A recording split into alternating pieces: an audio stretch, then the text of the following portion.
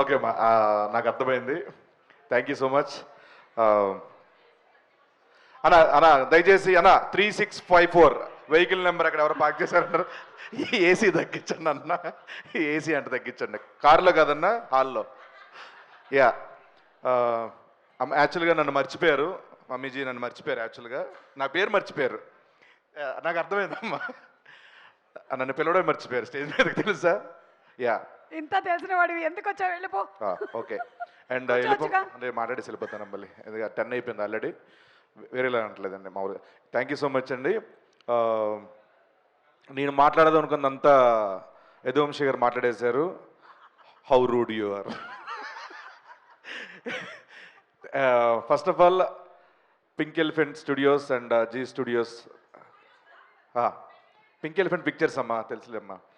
And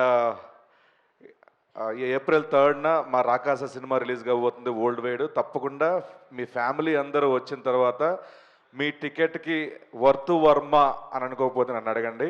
ఎందుకంటే ఫ్యామిలీలో పిల్లల దగ్గర నుంచి పెద్దవాళ్ళ వరకు అందరూ వచ్చి హ్యాపీగా నవ్వుకొని ఈ ఫ్యాంటసీ కామెడీని బాగా ఎంజాయ్ చేసి బయటకు వస్తారు. 10 మందికి చెప్తారు ఈ సినిమా గురించి. ఆ నమ్మకం ఉంది. ఆ నమ్మకాన్ని క్రియేట్ చేసిన మా నిహారిక గారు.